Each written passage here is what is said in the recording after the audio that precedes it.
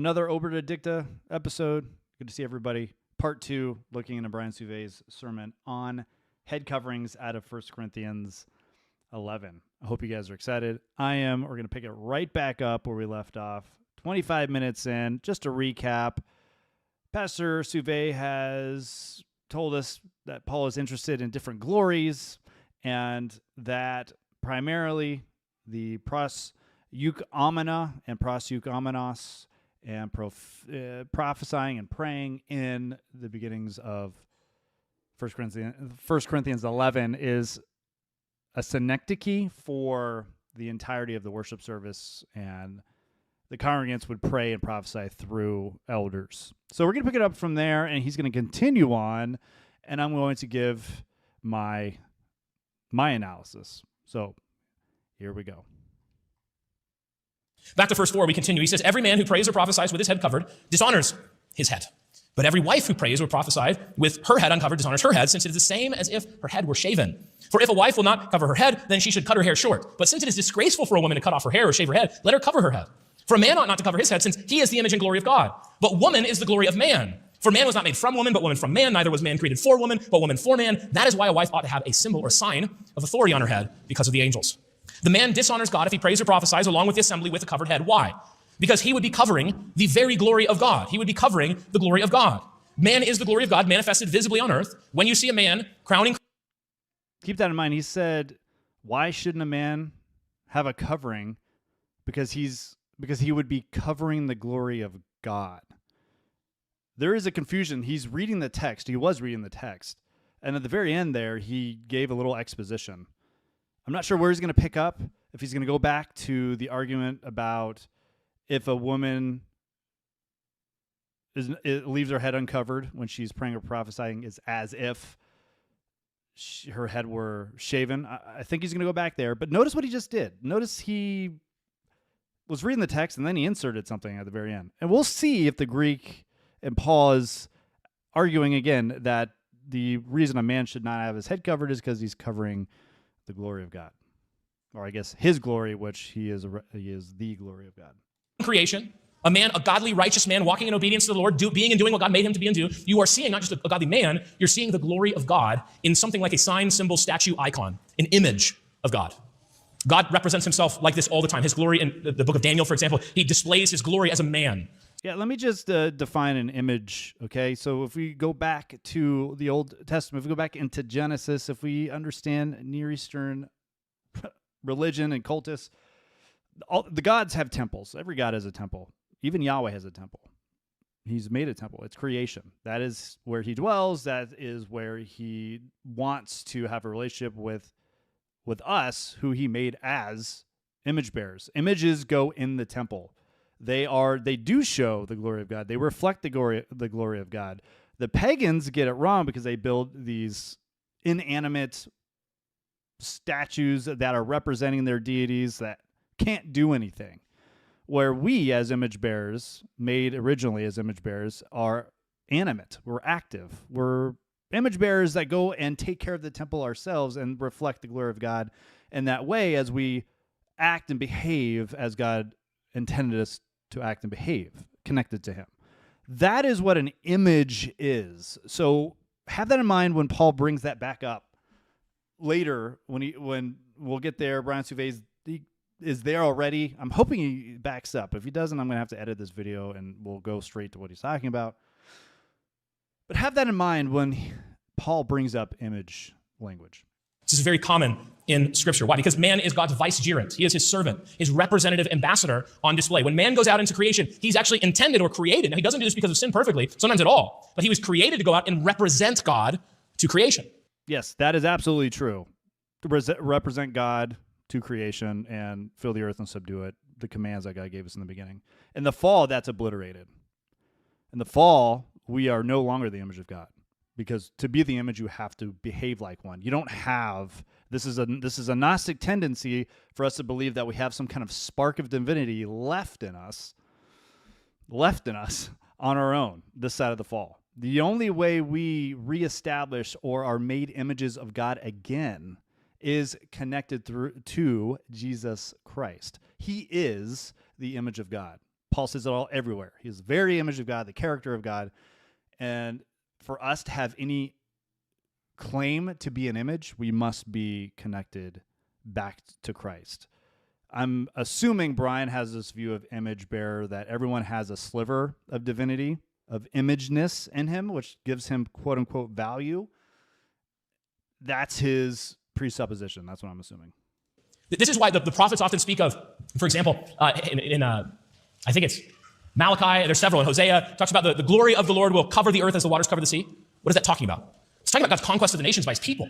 That God is going to cover the whole earth, all of the nations, in a redeemed people, and that people is... Well, okay. It's probably talking about that. I mean, that would be true when Christ returns. I don't think that the view is this conquering idea. This is probably a post-mill insert here, which I would call that as anachronistic. Anyway, besides the point. It's his glory. The glory of the king is in his people. The glory of God is in man, in man generally, but in the man particularly. So to cover that glory in worship would be to cover God's glory. And since God's glory is the whole point of the gathering, we ought not do such a thing. This is complete not what Paul is arguing. The way you would cover your glory, if there was any argument to say men don't cover your glory, I would say men don't sin. That's how you would cover your glory connected to Christ. Anytime that we sin, we mask it. We cover it, we defame it, we corrupt it. So don't do that. What is it with the head covering being the way we cover our glory? This makes no sense. This is not Pauline theology at all. I'm very surprised that we're still going down this route in this sermon of covering up glories. Like that matters at all with some kind of cloth covering. Men wore head coverings all the time. And I'm pretty sure, I have to look this up, and I'll verify this maybe in the future editing process of this video. But I'm pretty sure that on Kippur, during the Kippur sacrifice, which was once a year in the Old Covenant, when the high priest would bring two goats, one would be, or a bull and a goat. One bull would cover the high priest's sin, and then we'd have the scapegoat. I'm pretty sure when he went into the Holy of Holies, where he would bring the blood in there, put it on the mercy seat, that he had an ephod on. He had a covering on. I assume that this is an Old Covenant, New Covenant thing, where that was the Old Covenant. They could wear hats in the Holy of Holies there. But here, in this New Covenant Holy of Holies, you can no longer wear a covering because you're masking the glory of God. I would love to see the argument for that. But the woman is the glory, not of God, but of the man. And her hair is the glory of herself, of the woman. So lest we present competing glories in the gathering. The glory is of the woman, of herself, but again, the glory of man is the woman. So when the woman is glorified, the man is glorified, and God is glorified. And if the man glorifies God by acting righteously and actually having the mind of Christ and behaving like Christ, so too the woman, to glorify the man, would act in her role and fulfill her duties in Christ as the woman, the childbearer, the upbringer of children, the mother, the feminine role in both a marriage and as that is exclaimed and pronounced in the church. Not the Sunday gathering, I mean the church, whenever they gather, the body, the local body. Gathering, the woman must put a covering on her hair to veil both of those glories. If she will not veil it, Paul says, then she ought to shave her head. Because what? Okay. Well, I'm going to let him continue. Since in such a case, she would be acting like a man, so let her appear to be a man. She would be acting like she is the glory of God, just like a man. She would be now he's getting somewhere what Paul is arguing. Acting androgynously, not only violating the authorities at play, but also the principles of glory. She would be acting like she is the head, like she is the glory, but she's not. She is under the headship of her husband, and she is the glory of her husband, and her hair is her glory. She therefore ought to have a symbol of authority covering her glory. A covering that signifies, in other words, that she gladly submits to God's created order, to her husband, and desires only that the glory of God be on display, not her own glory or even the glory of her husband, which would be her own self. Okay. He is getting closer to the target now. This other covering glory stuff, okay, I don't think, again, I've made that clear, that's not what Paul's arguing, but he is getting to the authority structures and what is being symbolized through whatever the covering is, what it's being symbolized through the woman and through the man. So what is in view here, and Suve finally gets to it, and 29 minutes into the sermon, that Paul is exclusively interested in making sure the roles are valued and kept distinct. And the way you're going to do that, one of the ways you're going to do that is you're going to look like a woman and you're going to look like a man. And not only in the way you behave, but in the way you look, so that you're not confusing others around you, especially when there's praying and prophesying going on. You want the one that is, if it's a woman praying and prophesying, to be very clear that she's a woman. Or if it's the man that's praying and prophesying, it needs to be very clear that it's a man. Especially later in chapter 14, when Paul's going to give us the requirements to interpret the prophecies that are coming during these gatherings. So Paul is not saying that in order for the woman to show her authority under the man, that she needs to have something extra on her head other than what God has already given her to announce to everyone that she is the glory of man, not the glory of God, right? And the man being the glory of God, the woman being the glory of man. And that is given to her in her feminine appearance. And in this case, it's going to be her hair. Brian's going to say, well, it's her hair and the covering. Further, Paul says she ought to have this covering because of the angels. What does this mean? Again, people make fun of this. They act like Paul is completely nonsensical. Okay, he has gone. He's gone a little bit further than I thought he would. Let me stop right there. Let me bring up the text and let's talk through this a little bit, because I do believe he is going to maybe bring this back up when he engages arguments against his quote unquote exegesis. Okay, we're looking at verse 4. This every man praying or prophesying without his head covered, not having his head covered, dishonors the head of him.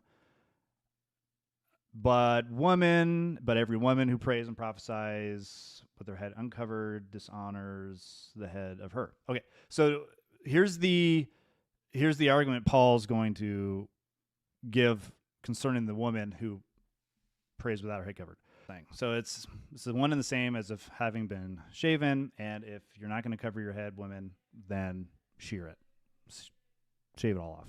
But if it is a dishonor for the woman to shear or shave, these are both infinitives, to shear or to shave. Kata ka loop testo. Again, here's another imperative. Then cover yourself. Be covered. Be covered. This is a middle, medial, passive imperative. Cover yourself. Be covered. So if it is a shame to do what I just said, then be covered. And then verse 7, aner main gar uk afele kata ka loop taste thy tain kefalain icon kai doxa theou upargon. So on one hand, man ought not to cover the head, because upargon, he exists as the image and glory of God. Oops. That's what Paul's saying here. For the man, though, on the one hand, for the man, however, he ought not to cover, and this is another infinitive, to cover the head of him because he exists. Up archon, he exists. Imaging, this is a participle. So this is man exists while imaging and is the glory of. So that's his role. He needs to be identified as the image and glory of God. So I would agree with Brian there. Hey, gune de doxa, but the woman's glory is man. Her glory is man. So for the woman, her glory is andras. Hey, gune de doxa andras estin. For her, the glory is man. For man, ugar estin aner ek gunaikas Allah gune ex andras. So for man is not from ek or out of gunaikas, but Allah on the other hand, or not on the other hand, but basically a but woman gune ex come out of andras, man. Paul is referencing Genesis, creation. So when God commanded Adam to fill the earth and multiply, woman wasn't around yet, and Adam had no helper. So he put him to sleep, and then woman came for man, and then you have the great poem, bone of my bone, flesh of my flesh. That is what Paul's referencing here. So that is why women is the glory of man, because women connected to the man is the only way man can actually do what God commanded, which is fill the earth and multiply. And so that's why she's the helper. Like, there's no other way to do this. And so she is the glory of man in that regard. And gar uk ek tiste aner dia tain gunaika ala gune dia ton andra. For man was not created through the woman, Allah, but woman through the man. Again, this is the creation account. And then verse 10, dia tautu afele hegune exousian echen epi tes kepheles diatus angelus. Oh yeah, through this, dia tautu, through this, afele, the woman, she ought, exousian echen, to have, here's the infinitive eche, to have authority, exousian, epi tes kepheles, upon her head, because dia tus angelus, because of the angels. That's where Brian has brought that up. Okay, so I hope you can see the flow of the argument in the flow of the argument in the Greek here. So it's the same as the woman if she prays and prophesies without their head covered, as for her head to have been shaven. And then he says, if you're going to do that, go ahead and shear it, because you might as well. You're already shaming yourself. And the question is Paul saying because they're not wearing a cloth in their head? Is that what he's saying? Or is there something more going on here? Here, but virtually for the history of the church, you look at any commentary from the early fathers through the Reformation, even into the pre-feminism Protestant church, and pretty much every commentator goes, yeah, we get what he's talking about here. What does this mean? Well, it's not complicated. The holy angels of God are present with us, though unseen in our worship. The angels deeply understand the sanctity of God's glory. They cover themselves in his presence. Further, they're highly regimented.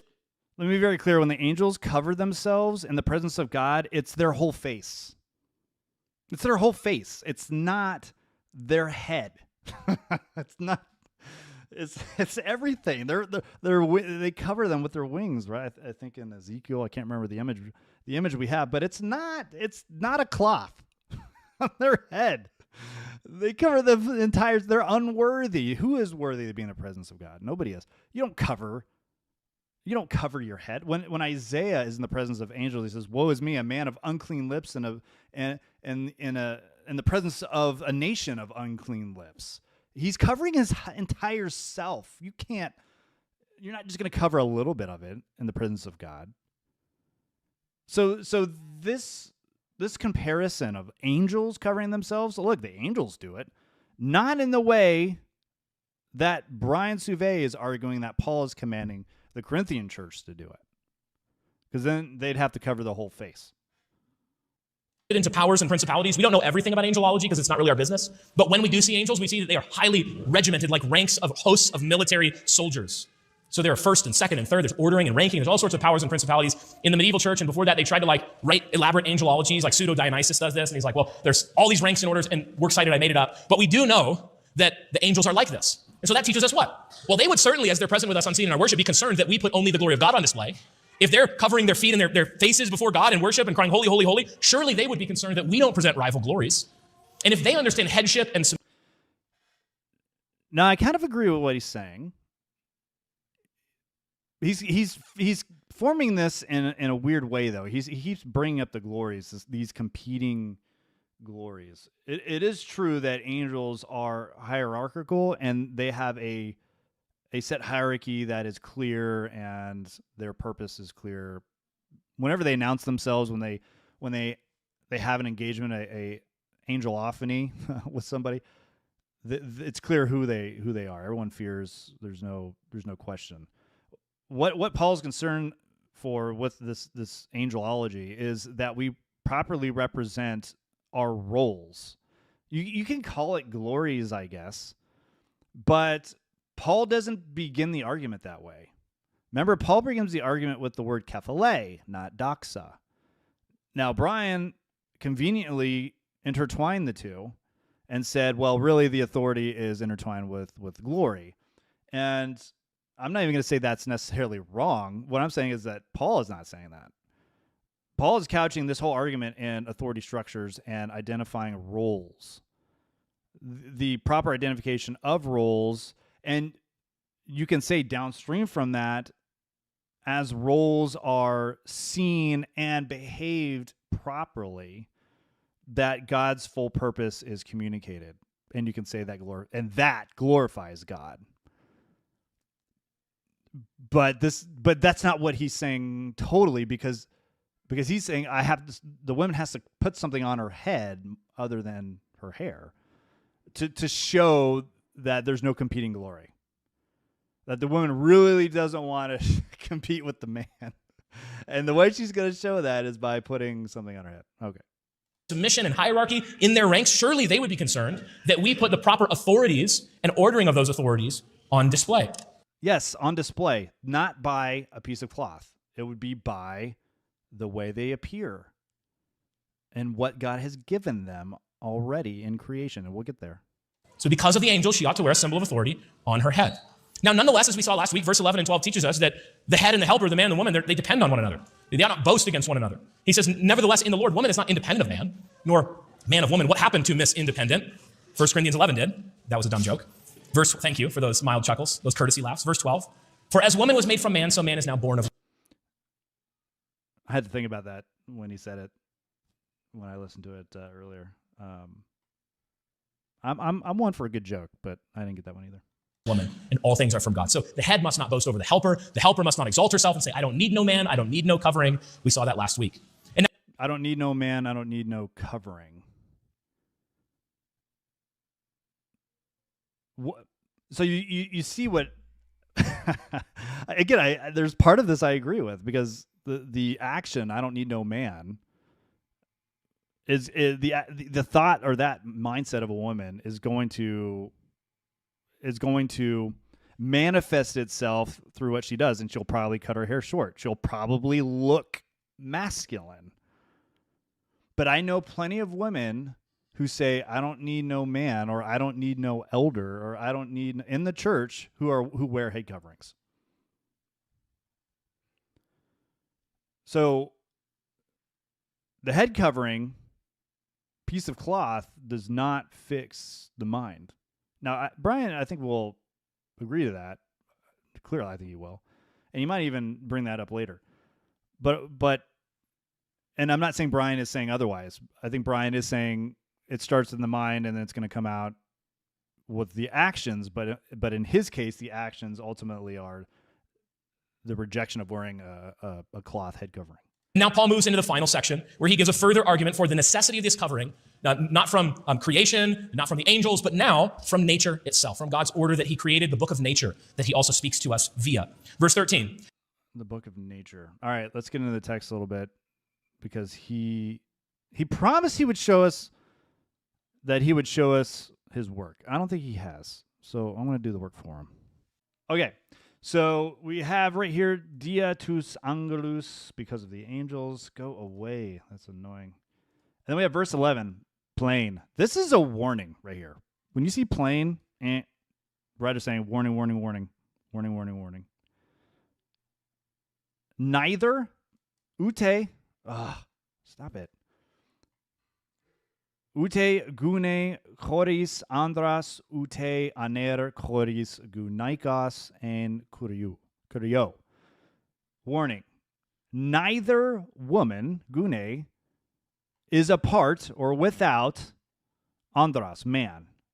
Ute, neither man choris gunaikos and kurio. Neither is man apart or without woman. So you see that the competing glories idea, there is a warning here. There is a warning that I think one might read what Paul said and then separate the two. Well, man's got to do this and the woman's got to do that. And Paul wants to say, no, hold on. Before I move on, let me just clarify and warn you that woman is not without man, and man, neither is man without woman in the Lord. Both of them together, properly and proper authorities and proper roles, doing what they were created to do in their circumstance, whether they're married, whether they're single, whatever situation they find themselves in, persecution, not persecution, that one is not without the other. You can't disconnect the two. There aren't individual glories, and God's not glorified by the man alone. If that were the case, woman never would have shown up on the scene. God would have never created her. Adam would have found another animal or another helper that would have allowed him to obey the commandment that God gave him. That didn't happen. So, warning, don't think these are disconnected. There are roles, and they have to be uplifted, and they have to be verified, which was the purpose of the covering and the uncovering for the man.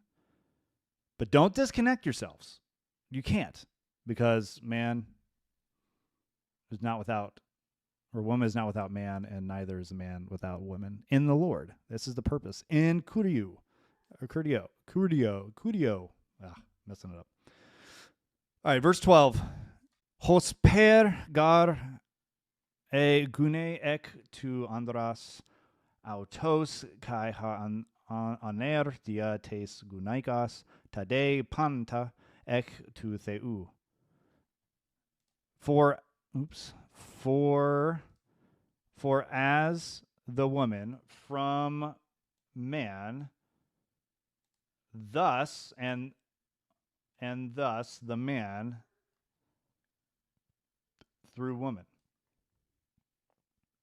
So he's connecting, verse 12 is connected to what he just said in verse 11. So woman is not without man, man is not without woman.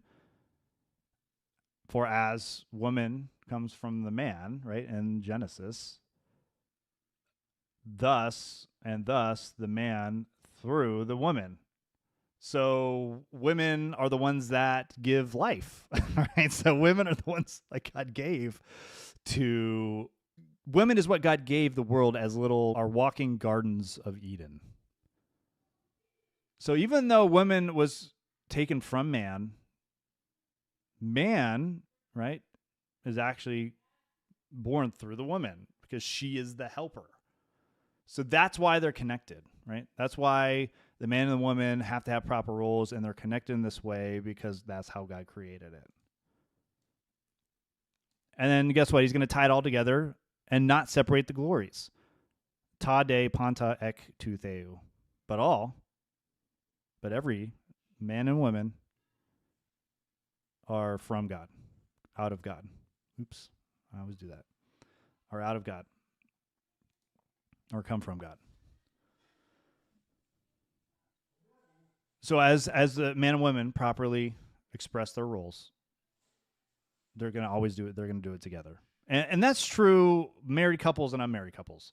Because an unmarried woman, a single woman, should be under the authority of either their father, and the world is cruel, and that's not always the case. Fathers die, they leave. There's so many other reasons why maybe a single woman wouldn't have a father, and I'm particularly talking about Christian women, but even if they don't, they have their church, they have elders. They're going to be under having an authority, a man that's over them.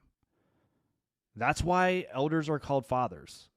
They are to be fatherly, and that's why you need, again, Paul is so stringent on the qualifications for elders. They need to be fatherly. And so women are going to have a head, right? And so they can fulfill their role, even as single women, under the head of a man properly, because they have a role to play, even as a single woman. The widows, Paul will say later, the widows need to train the young women to be mothers, to be good in the home, to be life givers and lifesavers in the home, because the mothers are what keep families alive. They are the superheroes in the family. Without the women, especially me, I come home, I would be probably dead without my wife. I'd have salmonella or something crazy, or I'd leave things out. I would leave spaghetti out and I would eat it, and I would get whatever that botulism and die probably. So women are actually straight up lifesavers, especially mothers. So all that to say is that this isn't just focused on wives either. Women can express their roles as single women too. And Paul says that certainly very clear when he talks about I wish you were single like me. Anyway, okay. Verse 13. En humen autois krinate. Judge for yourselves. All right. Hekrisis, this is the verb of to judge. Judge. Autois is in the, not in the intensive, but judge for yourself. You guys judge for yourself. And now he's going to bring up nature, right? This is where Pastor Suve is going to pick it up. He says, judge for yourselves. Is it proper for a wife or a woman, remember, to pray to God with her head uncovered? Does not nature itself teach you that if a woman wears long hair, it is a disgrace to him? Okay, so this is where we get a better idea of what Paul is arguing. Let me bring the text back up. This is where we get a better idea of what Paul is talking about in regards to what is the covering. Prepon estin gunaika akata kalupton to theo pros euk esthai. Because he just says, judge for yourselves. Is it fitting? Here's the participle. Is it fitting for women uncovered pros euk esthai to pray to God? And he doesn't add prophesy, he just adds pray here. Now you could say, you go back to Brian's argument in part 1 where he combines the participle form of proseuche and prophetes to pray and to prophesy. He just uses one here, and it's the infinitive to pray to God. So he actually probably is combining both in this word right here. That would be the closest to a synecdoche Paul gets to. He's wrapping them up in the one word. So just for yourselves, is it fitting for a woman to pray to God with her head uncovered? Does not even ude he fusis aute didaske humas hati aner men ein koma actima. Atemia auto estin. Does not even nature, he fusis, that's nature, itself, aute, this is the intensive use of auto, does not nature itself teach, didaske, to you? Does nature not teach you, hati, aner, that man, on one hand, if choma, having long hair, athemia, is dishonor to him? So does not nature itself that long hair, coma, is a dishonor to him? And then verse 15.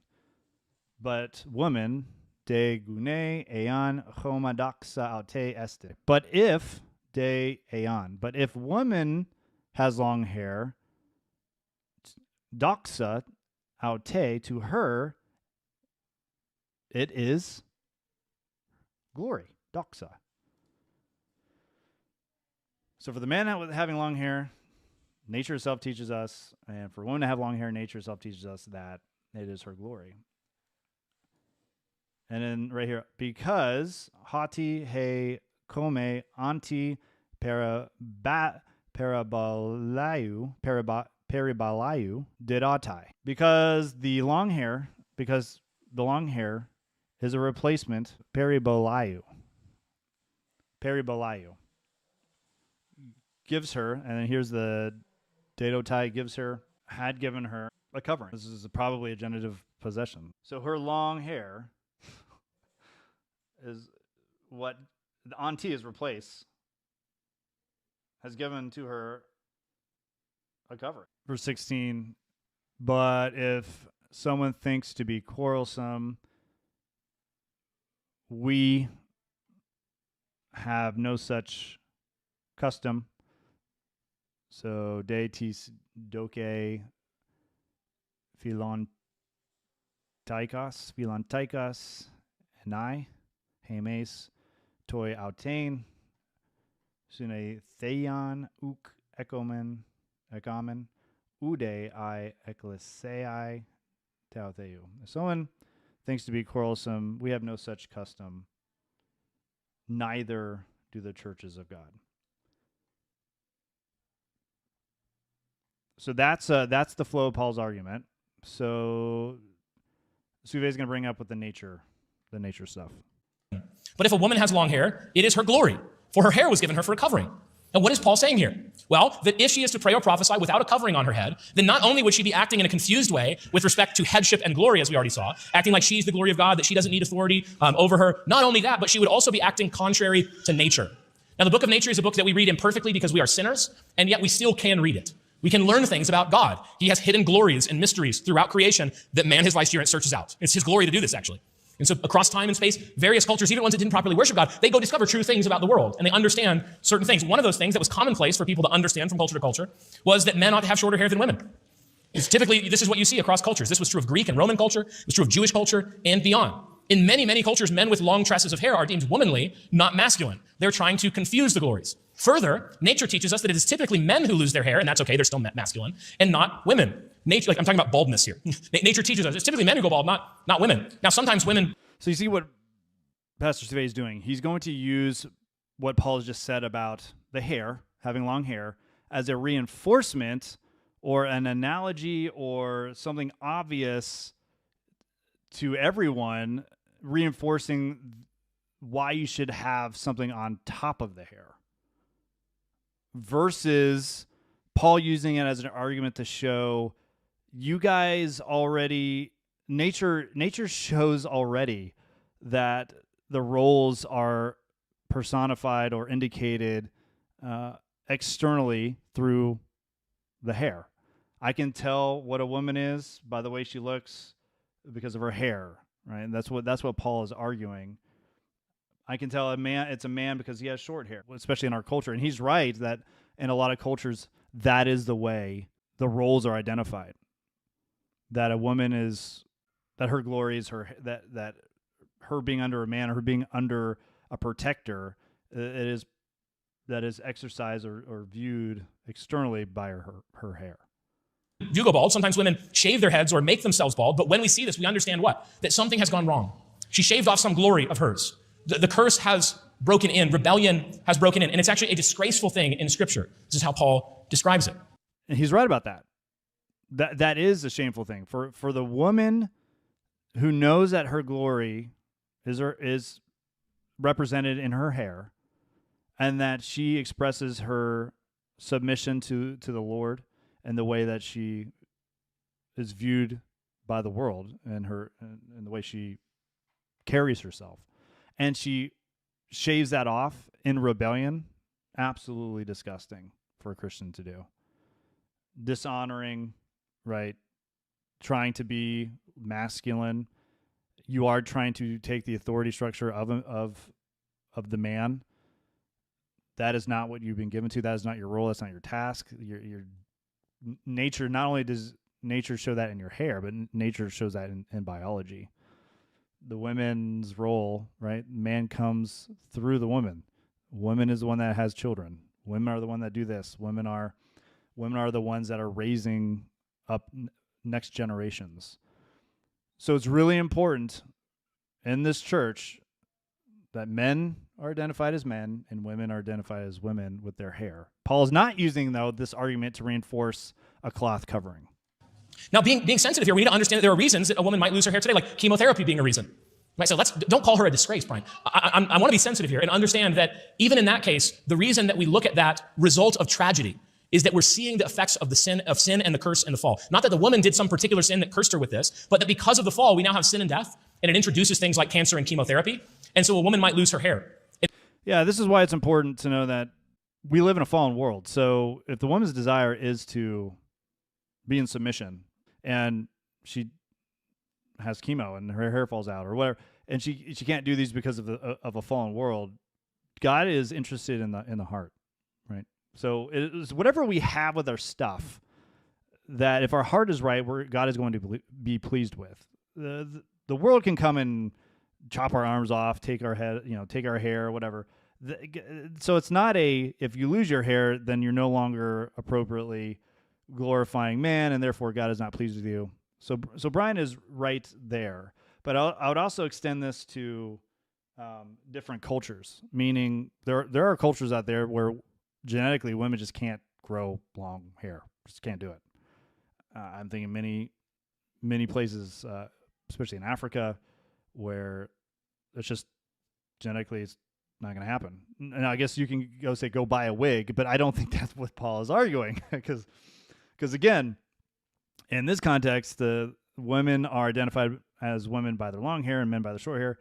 But in different cultures, the point is, how are you identified in your proper role? That's all Paul's interested in. Because there are some places, as I said, that long hair is just not possible. And not because they have chemotherapy. And not because they have, alopecia, where you just don't grow any hair, like anywhere.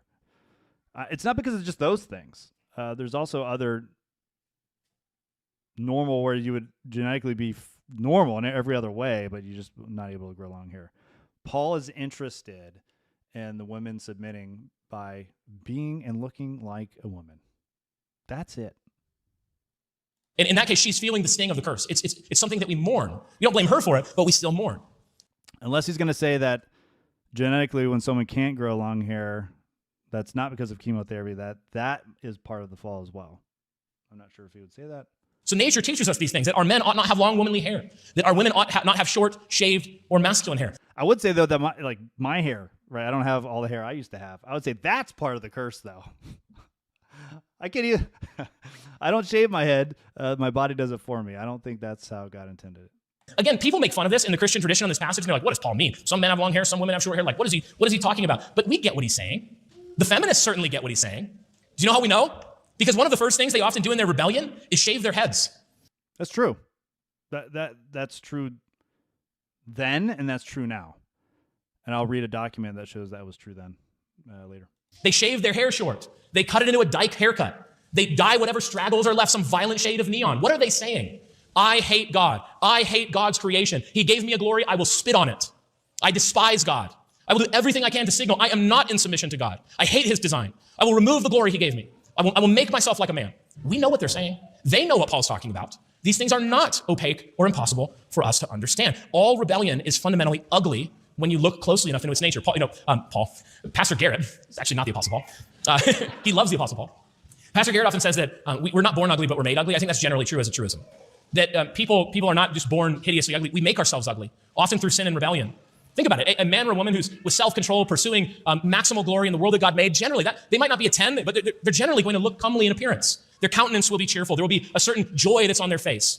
And yet a beautiful woman or a very handsome man might make himself hideously ugly through things like wild obesity. Even in obesity, man and woman becomes androgynous. It's hard to tell the difference between a very obese man and a very obese woman, particularly when they then cut their hair short. This is why sometimes you go out in the mall or you go in the world and you say, I literally cannot tell if I'm looking at a man or a woman. Yeah, I actually would agree with that. Again, because this goes into the greater argument that this is what Paul's interested in. Something has gone wrong. Our children get this. That's why they, in the Target aisle, loud enough for the entire store to say, like, Mommy, is that a boy or a girl? And you're like, oh. That's actually happened. That was actually a recent event that happened to us. It was very loud in the store. Or you say, thank you, ma'am, sir. I'm sorry, I couldn't tell. So we become ugly in our rebellion as we deviate from God's standards, even for things like self-control and what we put in our mouths, but certainly in how we dress ourselves and conduct ourselves in masculine or feminine ways. Now, you can't parse this out to the 10th decimal point. That's not my point. But these are generalisms that you can generally see in the world God made. And until we try to intentionally make ourselves stupid, which we do when we're in sin and rebellion, we know what he's talking about. They're just politically incorrect, but we know what he's talking about. And this is Refuge Church. All we do is politically incorrect stuff pretty much all the time. So one of the reasons that nature teaches us that a woman ought to cover her head before God is because God even provided her in nature a covering, her hair. The point Paul's making works like this. Let me summarize it. If God himself gave the woman a natural covering in her hair, and if it would be a disgrace for her to shave that covering off, how much more shameful would it be if she refused to wear the head covering God prescribes to her in his book of special revelation? Okay, see, now this is where, Suve, you're on it, and now you've taken the train off the tracks again. So you think that Paul is arguing that nature itself reveals the covering for the woman and the man, and that if that shouldn't be shaved or shorn, then how much more should you wear a piece of cloth on your head in special revelation? Is the Old Testament not special revelation? Men were wearing head coverings then in the tabernacle, around the tabernacle. This is eisegesis, plain and simple. This is not the flow of Paul's argument. Paul is revealing what covering he's actually talking about. Stop cutting your hair. Stop, going back to Brian's earlier point, stop being androgynous. Don't make it confusing. Properly be able to be identified properly in your appearance and your conduct.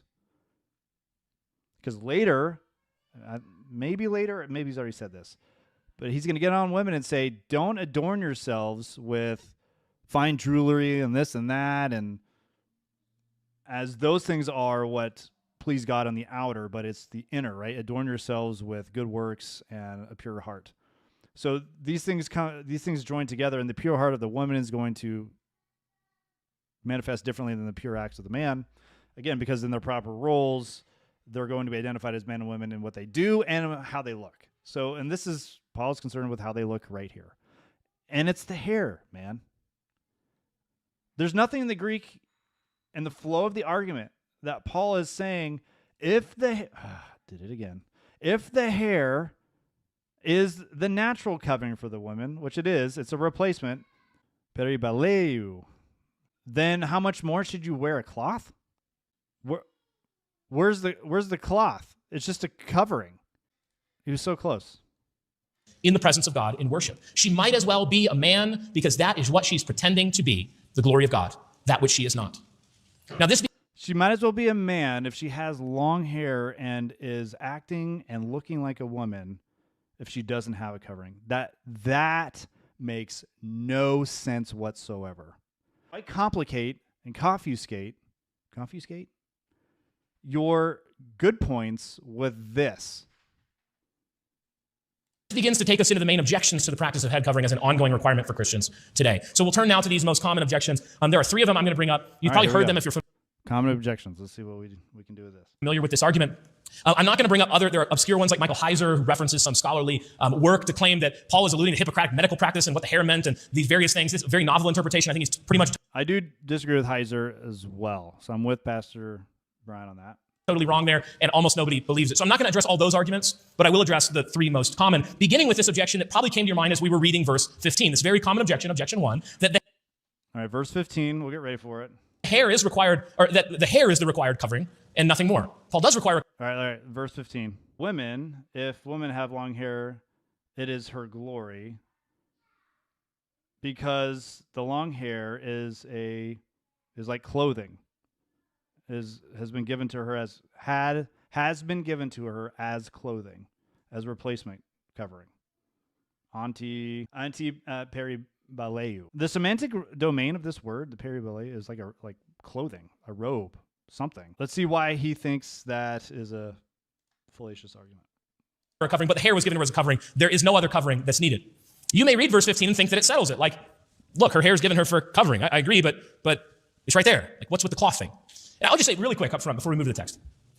If the entirety virtually of the Christian tradition did not think that's what this text meant, including the Corinthian women a century and a half after Paul wrote this, with no evidence that there was ever any other practice, is it likely a priori that that is the correct interpretation of this passage? Okay, so he's going to use tradition. What does he mean? So I'm curious what he means. I'm going to repeat it. Including the Corinthian women a century and a half after Paul wrote The Corinthian women a century and a half.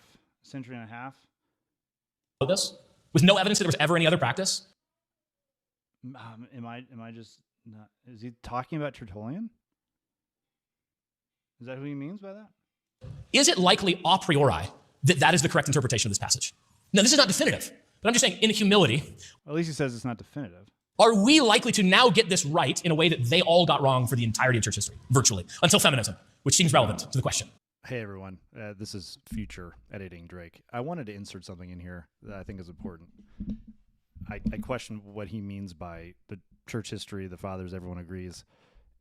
And he brings up the Corinthian church a century and a half after this letter is written. I just want to read a sermon from John Chrysostom, who is the great mouth, right? He's the golden mouth, the great speaker, the preacher of preachers. He was a native Greek speaker, which is helpful. Not that a native speaker will always get the text right, but they usually have a better idea of the flavor and what the language is doing. What did John Chrysostom think that Paul was arguing? He simply thought that Paul was talking about hair. So I just want to read real quickly part of John Chrysostom's sermon and what he thinks Paul's doing. So this is the very beginning when he's summarizing what he had preached last week, and now he's picking up in 1 Corinthians 11. All right, having finished, therefore, all the discourses concerning all these things, he next proceeds also to another accusation. And what was this? Their women used both to pray and prophesy unveiled and with their heads bare. For then women also used to prophesy. You notice that John Chrysostom agrees with me and agrees with pretty much everybody else, if we want to use the tradition argument, that women were prophesying and praying in the service. It's not a synecdoche. So I am a little frustrated that Brian's going to pick and choose which tradition he's going to utilize to emphasize his point. It's a little frustrating. But the men went so far as to wear long hair as having spent their time in philosophy, and covered their heads when praying and prophesying, each of which was a Grecian custom. Since then he had already admonished them concerning these things when present, and some perhaps listened to him and others disobeyed. Therefore, in this letter also again he foments the place, like a physician, by his mode of addressing them, and so corrects the offense, the hair, not cloth coverings, for that he had heretofore admonished them in person is evident from what he begins with. Why else, having said nothing of this matter anywhere in the epistles before, but passing on from other accusations, does he straightway say, quote, "Now I praise you that you remember me in all things and hold fast the traditions even as I deliver them to you." And then Chrysostom summarizes all what things? For hitherto, this is a dated translation, for hitherto his discourse was only concerning their not wearing long hair and not covering their heads with long hair. But, as I said, he is very bountiful in his praises, rendering them more forward. So, the golden mouth lays it out very clearly. And then later, just to reemphasize the point that he thinks and believes that men and women were praying and prophesying. Later in the sermon, when Paul brings that up, here's what Chrysostom says. For there were, as I said, both men who prophesied and women who had this gift at that time, as the daughters of Philip. Hey, Acts 21:9, daughters of Philip. Yes, they were praying and prophesying, as others before them and after them, concerning whom also the prophet spake of old. Oh, and he quotes Acts as I did last part 1. He quotes Joel 2:28 and Peter quoting Joel in Acts 2:17. Your son shall prophesy and your daughters shall see visions. We could play the tradition game all day long. I could play it. He could play it. The point is, what is the text saying? And I'm glad when I have the company of the great golden mouth on my side. But I'm not going to use that as the fail-safe, because there are things that the golden mouth will say that I don't agree with. I think the reading is not correct. So I think this tradition argument is bogus, it's fallacious. We should not use it. All right, I want to interject. Maybe you'll see me again. We'll see. As I'm editing this, I'm seeing things that I should have said. That's the magic of editing, right? I can actually insert what I wish I would have said later. Okay. I would say a priori, probably not. Now, with that in mind, let's look at the text. There are several points in the text that virtually eliminate this as a possibility. All right, now this is what I'm interested in. I want to see where the text eliminates it. From Paul's intention. Verse 6, for example, All right, verse 6. For example, virtually precludes this reading. In verse 6, Paul says, for if a wife, or a woman, remember, will not cover her head, then she should cut her hair short. But since it is disgraceful... How did he translate that? In verse 6, Paul says, for if a wife, or a woman, remember, will not cover her head, then she should cut her hair short. But since it is... Okay, for if woman covers her head not, does not cover her head, then here's the imperative, shear it. Shorn, shear it. That's what he says. Then shear it. It's disgraceful for a wife to cut off her head, or I said that first service too. Someone's going to clip that. Okay, but since it is disgraceful for a wife to cut I won't clip that. off her hair or shave her head, let her cover her head. But if her long hair is the only covering he's talking about, this verse becomes virtually incoherent. Wow. If we translate it with that idea in mind, it would read something like this. For if a wife has short hair, then she should cut her hair short. But since it is disgraceful for a wife... No. Okay. Woo. All right, this is not... all right, so here's the word he's talking about. Okay, so if the kata kuleptatai is the head covering, the cloth of the cloth variety, and not a idiom for the hair that Paul will explain later in verse 16, then what Brian's saying is verse 6 would be incoherent because it says, but if it is a dishonor to the woman to cut or shave, be covered. So he's taking kairasthai as cut her hair short. Kairasthai does not mean cut her hair short. This is very important. This kairasthai and xurasthai are synonyms. This isn't like as he would call like the Bobby, really short hair, feminist kind of haircut. It is this is a word used to like when you're shearing a sheep, or shearing sheep. Just for example, let me show you how this word is used in other places. All right, here's Acts 8:32. This is when Peter quotes Isaiah 53. And as an animal is led to the shearers, this is to shear. Right? This is actually a prophecy of what would happen to Christ. Right? Is basically tearing his hair off to the skin. Right? Taking everything from him is the idea. It's not cutting his hair short. It's shaving it off or shearing it off. It's probably painful. This is more like a painful idea. Let's see where else. All right, so Acts 18:18. This is when Paul takes a vow, a Nazirite vow. Do you know what happens when you take a Nazirite vow? You shave your head. Guess what word we're going to use here to show Paul's shaving his head? Same word. Kairamenos. This is, again, another participle, passive. Paul does that to himself, or it's done to him. But it's the same word, right? It's not. Paul didn't cut his hair short. He shaved his head. It's a vow. And the last one, when in Acts 21:24, when Paul visits James, and James is like, "Hey, the Jews are saying you're kicking Moses to the curb, man. You got to show them that's not happening. Go with these guys to the temple and do the purification rites and pay their way. So Paul goes to the temple, and so that he would zuresantai, that he will shave. This is the other word, and let's go back. Here it is, kairasthai or xurasthai, shear or shave. So in Acts, Paul's taking the same vow, it's a Nazirite vow. In this case, he's shaving his head, uses that word. But previously, and in the oracle and the prophecy about Christ in Isaiah, that uses the same word, shear.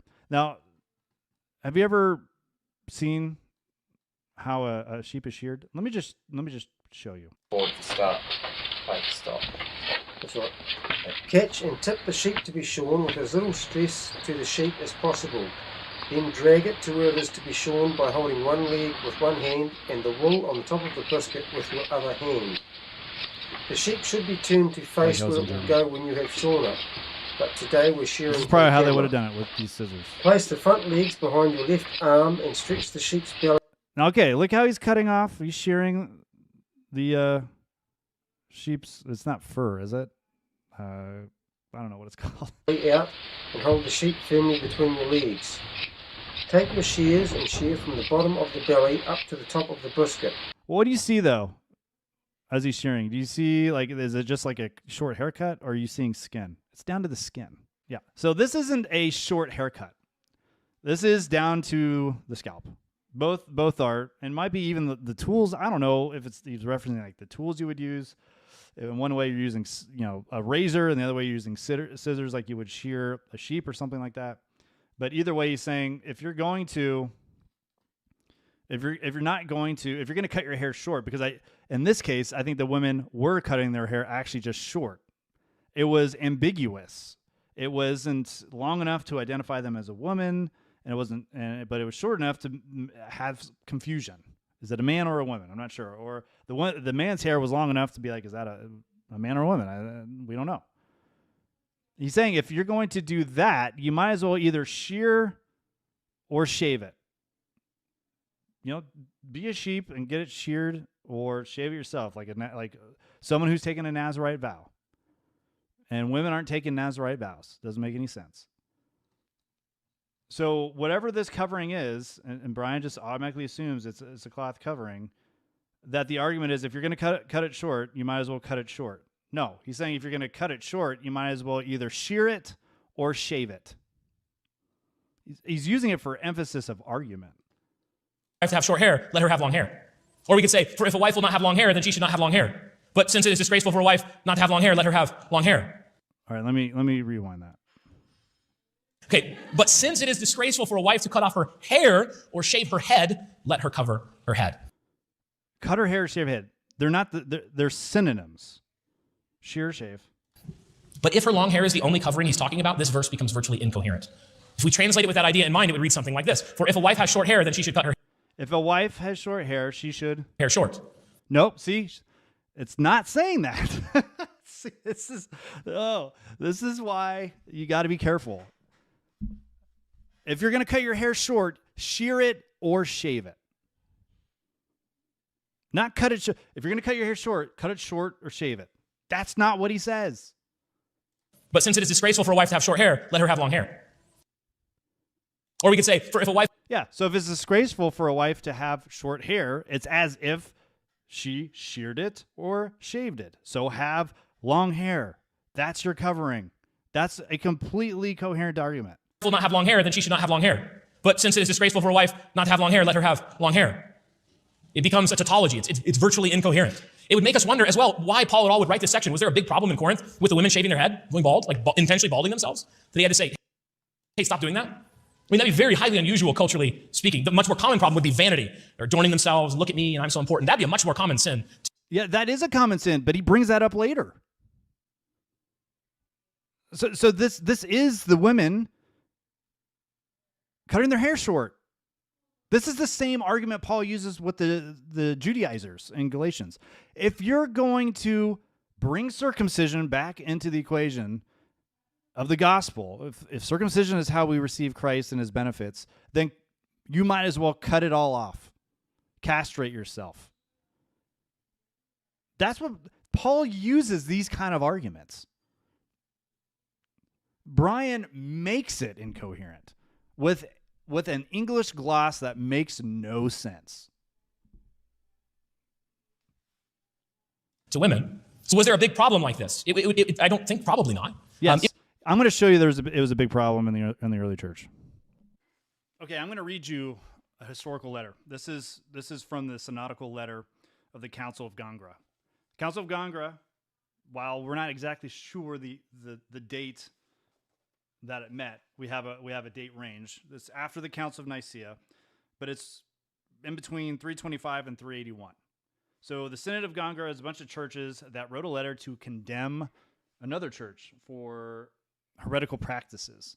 I'm just going to read some of the body of this letter, but I want you guys to get a flavor, and I want to show you what was happening in the early church.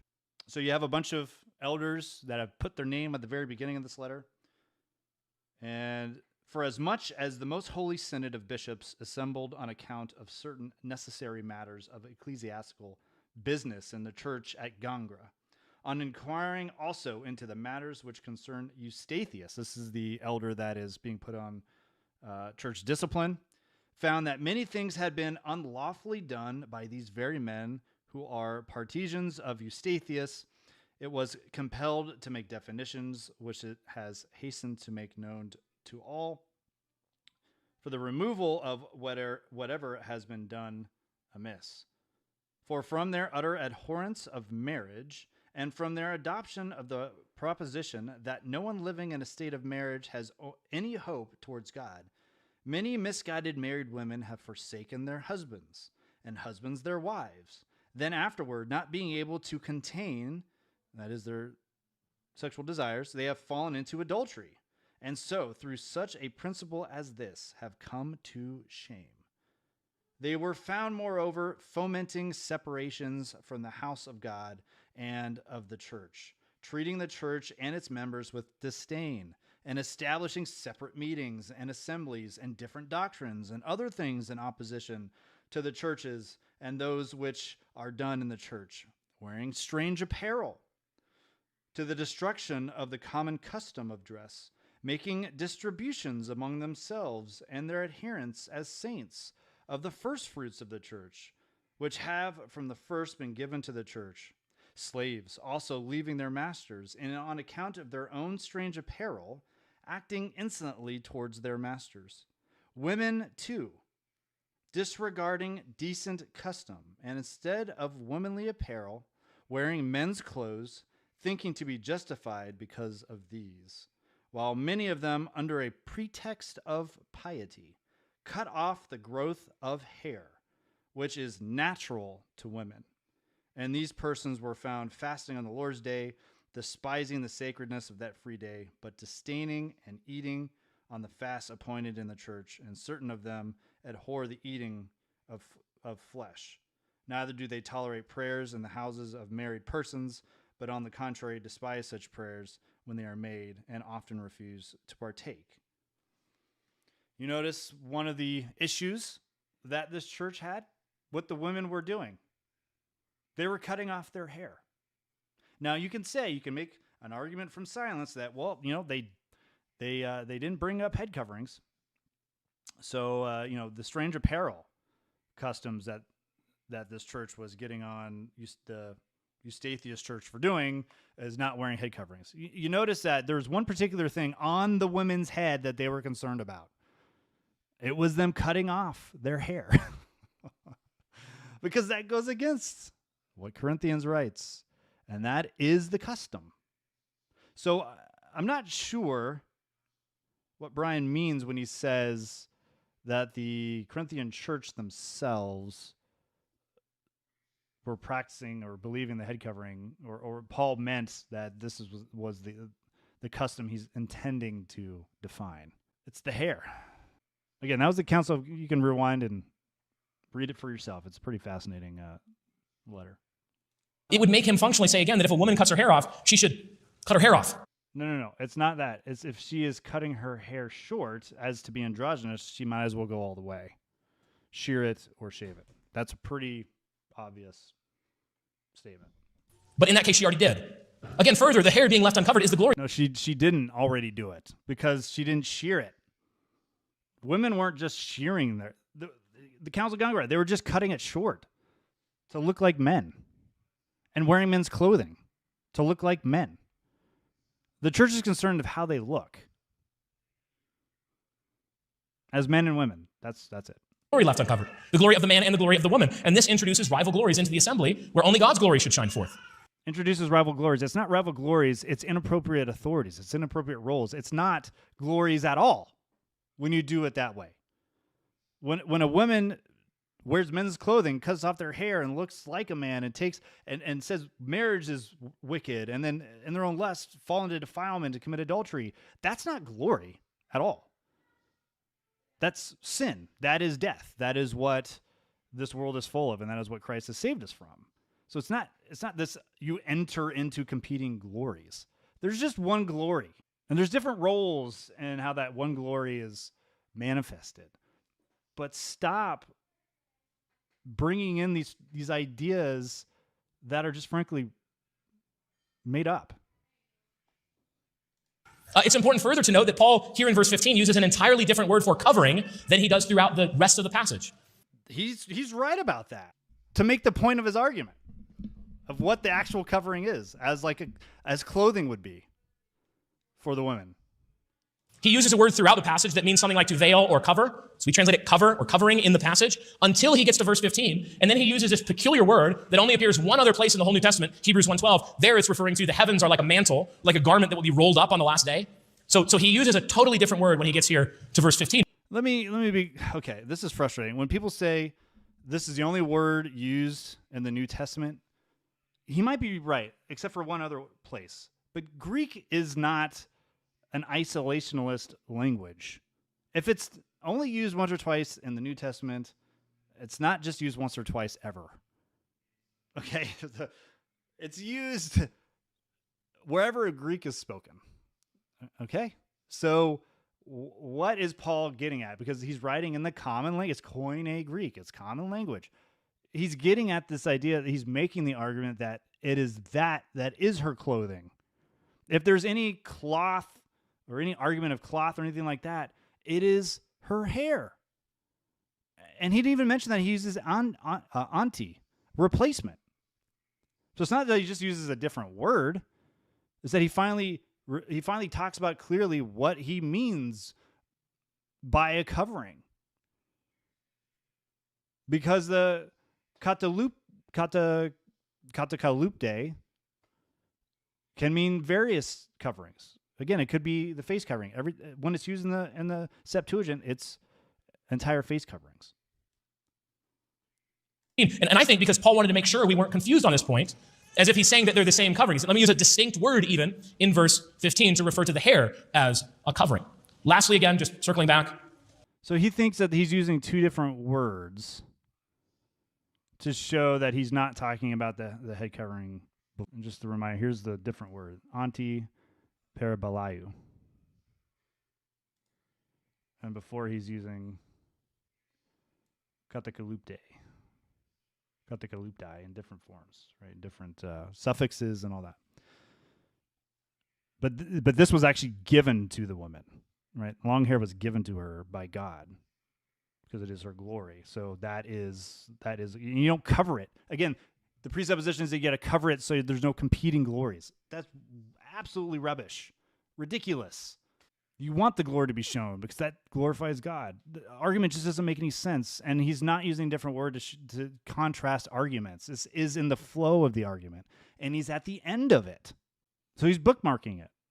Pretty much nobody thought this throughout church history. Certainly the Corinthians didn't 150 years after Paul wrote the letter. They were still wearing cloth veils, not only over the married women's hair, but the virgins, the unmarried women as well. Objection number 2. I know I'm going long. I don't care. Objection number 2. The head covering is just a cultural thing in Corinth. We do have to obey the principle of male headship, but it doesn't have to be expressed in a head covering anymore. That was just a cultural thing. Now, this is such a weak argument that it almost doesn't deserve to make it into the sermon.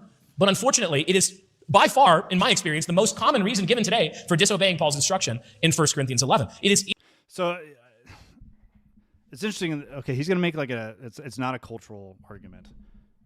And he said, like, the Corinthians were doing this 150 years afterwards, and most church history agrees. The thing is, it has to be cultural from its foundation. And what I mean by that is, I guarantee you, Refuge Church, the women there are not wearing the same kind of head coverings as Corinth was wearing, at least in the material. The material is different. They probably weren't little mache, little knitted hats or something. They were probably much different. In fact, they were much different. And so there is a cultural aspect to this. If we're going to make the argument that the head covering is what Paul is ultimately talking about, you would think that there would be some stipulations strictly, especially if it's as if you're shaving your head. If God tells Noah to build the ark and didn't give any measurements of how big and just said, just build a boat and I want some animals in it. Some measurements would be nice. Can you give me some more detail? Because this is supposed to save the family, my family, and all that. So as if this is supposed to actually keep us in obedience, this should be very clearly marked out what Paul means and what we ought to be wearing to be in full obedience to that. And we can say, well, we just don't have, we lost what Paul ultimately went, so now it's just the heart and I can wear whatever head covering I want. Well, says who? Because he's writing to this church at that time. So it's got to be those kind of head coverings. So I'm curious of what kind of cultural freedom Pastor Suve is going to allow. Now, my argument doesn't give any cultural wiggle room, because my argument is that Paul's arguing just look like a woman, look like a man. And in different cultures, that's going to take different contexts, as I mentioned earlier. But in that local assembly and in that larger society, most likely, you're going to need to be identified as a woman and as a man. That's it.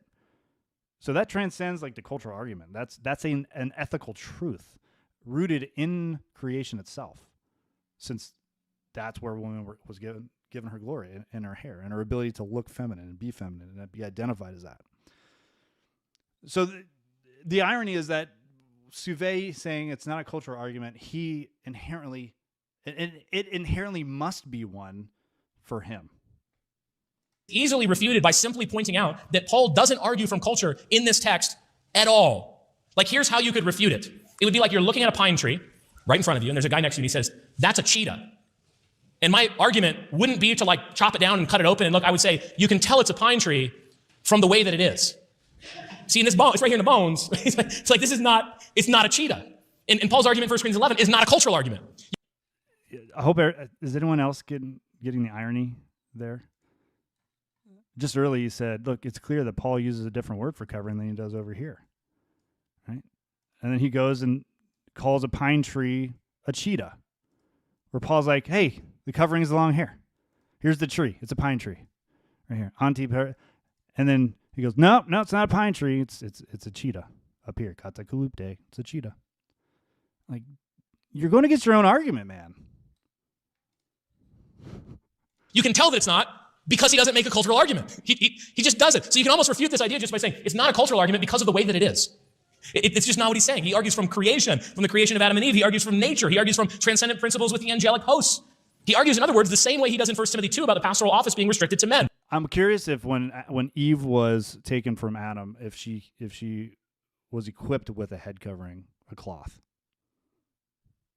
or if that's just a fall thing. Where he says, I do not permit a woman to teach or exercise authority over a man. Rather, she is to remain quiet. For Adam was formed first, then Eve.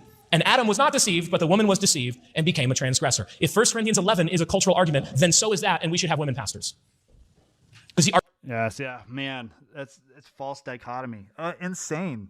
Because he's not even exegeting the keep quiet verse correctly.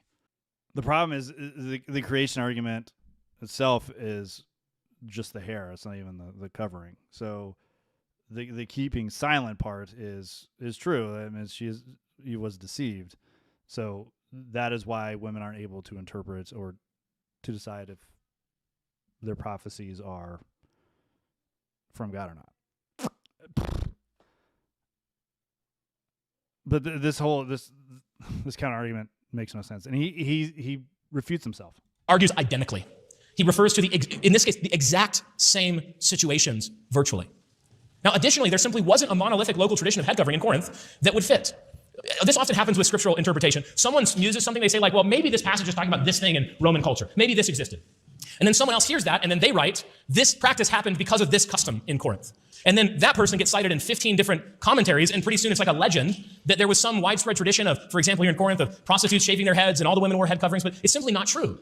In the western part of the Roman Empire at this time, men and women wore head coverings typically in their pagan worship rituals. In the eastern and more Greek part of the Roman Empire, of which Corinth was a number, nobody did. And we have friezes, we have carvings, we have texts, and they show us men and women, and they typically don't have head coverings on at all in this portion. It was a more Greek tradition to follow that. Only in the Middle Eastern part, the Jewish part, the Jerusalem part in particular, did we have a long-standing tradition of women covering their heads in various times, but in worship, but also pretty much all the time.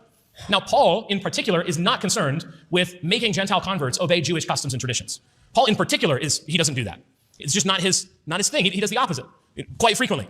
But we can know that that's not what he's talking about in this passage. And the way that we can know is because he's not talking about that in this passage. I don't know how to make this clearer. He doesn't say that. So if we say that he says that, we're lying about what he says. Another way to put it would be that Paul only says in this passage the things that he says, not all the things that he doesn't say. You can tell that I don't respect this argument very much. I'm going hard at it because I used to say this sort of thing. Oh, it's a transcultural principle of male headship that we have to express in culturally normative ways. This is why women should still wear dresses and look feminine, but they don't have to wear head. No, that's not what Paul says. He uses different arguments. We have to deal with his arguments, not the ones we wish he had made. Moving on. Okay, so again, I think the arguments Paul's making, Brian is just rejecting. I mean, he's saying that anyone that uses that cultural argument, they're the ones rejecting it. But again, the flow of the argument, flow of the Greek, I don't know what else to do here. I mean, especially if you can establish that Paul is not talking about glories, and then that these two words, to shear and to shave, are not. Shearing is not just cutting your hair short. So I don't know what else to do. All right. He's almost done. I honestly, like an hour and 20 minutes in here, I can't take any more of this. I hope you're enjoying the response video. I hope it's helpful. If you got any pushback, I'd love to hear it. But I think the Greek's clear. I think proper argument flow makes it actually clear, not the Brian Suvet clear, where it's actually convoluted. Thanks for watching, guys. Hit the like button, hit the subscribe button. Join our Patreon if you want. Producer will show it up there. Thanks for watching. Peace.